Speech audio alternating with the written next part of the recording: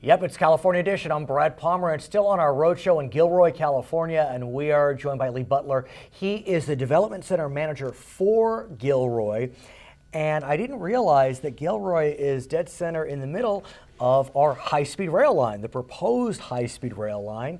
Talk to us about that, some controversy surrounding it statewide. What's happening in Gilroy? Well, the high-speed rail is certainly something that's going to bring a lot of benefits to this community. And statewide, you do see some controversy, and our local area has not been exempt from that controversy. Sure. But really, we have overall embraced the high-speed rail, and we're really looking forward to its downtown station. We're fortunate to have a station planned here in Gilroy, and we're one of the few cities in California that's going to be able to benefit from that huge infrastructure investment. And let's talk about it. I was in your downtown yesterday, very beautiful. The old City Hall historic building, you can tell it really is an attraction for that entire area. Where will the high-speed rail line be in connection with the old City Hall? So the high-speed rail line will be running immediately behind Old City Hall, and the station is about a block and a half south of there. I mean, what more could you ask for? It's a great location, and it's a great opportunity to intensify around our core of our city. Now, is that still walking distance to the outlets? It's not quite walking distance. It's easy biking distance to the outlets, but it's not too far. You could walk there. Right, because for those that don't know, Gilroy has among the best outlets in our state, if not the nation, and one of the pioneering outlets, if I may say. It's a great asset for our community. It's probably 3/4 of a mile to a mile from the train station. We can walk it. I can handle that. And hopefully, there'll be a lot of benefits to the outlets from the high-speed rail, and we see a lot of benefits on a regular basis from it. So, working in economic development, talk to us about the outlets and how you and your colleagues work to continue to use the outlets as a catalytic event, a catalytic engine for your community. Well, the retail sales in our city are really important to our overall economic health, and the outlets are a big component of that. We work closely with the outlets management staff in helping get new tenants in and helping existing tenants make improvements, and really we work hand in hand with them to make sure that we can meet their needs on a daily basis. You're fully built out. I was there twice so far in the last 24 hours, 145 stores. I don't see any vacancies, but what I do see is land around it in case you want to expand. Absolutely. There are a lot of development opportunities in the city of Gilroy. We've got some in very close proximity to the outlets, and we're in the process of looking at our long-term plans for future development through our General Plan 2040 that we're currently updating right now. If you mention Gilroy, you must mention garlic. It's remarkable how well branded Gilroy is to garlic. As someone working in economic development, give us a sense of how that brand is so powerful for you as you're looking to lure business, tourism, economic development into the area. Well, it is really great to have that trademark associated with us. And of course, we've got the Garlic Festival that draws so many people on an annual basis. But we've got lots of employers associated with the garlic industry as well. Christopher Ranch is nearby, and they employ quite a few people. We've got Olam International. They do a lot of the garlic processing here in town. And so we've got a lot of businesses that are directly related to the garlic industry here, and it is a big benefit for our overall economy. I have to ask, and I ask you specifically because you're in economic planning, trying to lure business, trying to create opportunities. I don't know of many communities that are so well connected to a product. How have you managed that? How has that happened? Well, we work closely with a lot of our partners. And so when we're out there and we're looking at branding, we work with our Welcome Center partners, with our Gilroy Gardens partners, the great amusement park that we've got here. And we work with our Downtown Business Association, our Chamber of Commerce, and we all try to integrate these same themes into our logos and into the advertising that we do for bringing businesses into the community. And clearly it's working.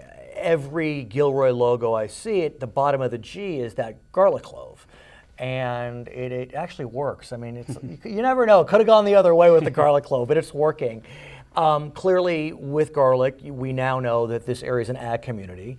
And so it's not surprising that one of your major projects recently was through the agriculture industry at a certain level known as UNFI. Tell us about the UNFI project and how important it will become to Gilroy and surrounding areas. So we're really excited about that project. It's United Natural Foods Incorporated, and they're under construction right now for a 450,000 square foot phase 1 distribution center. They have plans to move up to an 800,000 square foot facility, and that's going to bring a lot of jobs into this area, and hopefully it'll have a lot of spin-off benefits as well, spurring other businesses to move here. So I have to think there was a lot of competition for this facility, not only in Santa Clara County, but really throughout the state, Nevada, wherever it is. How did you win? What did you all do right? Well, we approached them with a business-friendly attitude. We approached them with a commitment to meeting their timelines, and we've delivered upon that. We knew that they were looking at other options, and we let them know, here's what we are able to do in terms of our timelines. We're going to stick by it. We're going to make sure that your needs are being met as we're going through this development process, and we're going to give you an approval as quickly and expeditiously as possible. At the same time, this is Santa Clara County, which we know can be a little pricey, a little bit. Whole peninsula can be a little pricey. Of course. So how do you balance the desire to bring in business with the understanding that people are going to have to work there, and housing can be expensive, although I understand South County it's not as bad as the rest of the county? Sure. Well, in comparison to the rest of the county, we do have a competitive advantage when we're attracting employers, in that our housing prices are lower and you can get a lot more for your money in this area. So that actually turns out to be something that we can play to our benefit when we're looking to attract companies to our area. When you look around this area, be it Gilroy, be it Morgan Hill, there's a lot of land. I had no idea there was so much land. I had this vision of Santa Clara County as fully built out. But even though there's a lot of land, there are still traffic impacts for those that may be going north to San Jose in the morning and south back to Morgan Hill and Gilroy in the afternoon. So as you're looking to continue economic development in the South County of Santa Clara, how do you manage it in such a way that it doesn't jeopardize that quality of life that attracts people to South County? I mean, you got about 52,000 in Gilroy, 40,000 in Morgan Hill. You double that, and, it's exciting, but could be troubling. Sure. Well, quality of life is an important factor and an important reason why we can attract businesses and residents to this area, because of the high quality of life. In terms of the transportation impacts, we do have a lot of people and a lot of our residents commuting to the top tech companies in the world in Silicon Valley.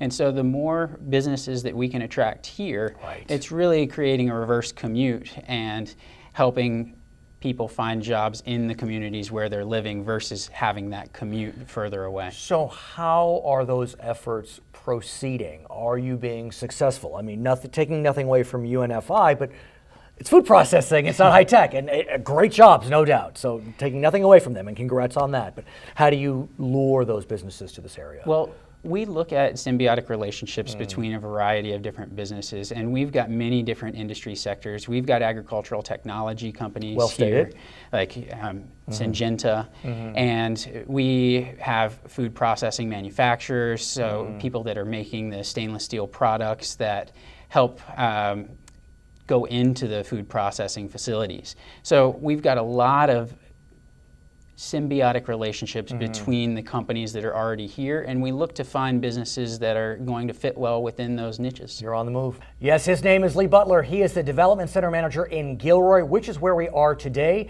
My name is Brad Pomerance, and it's California Edition.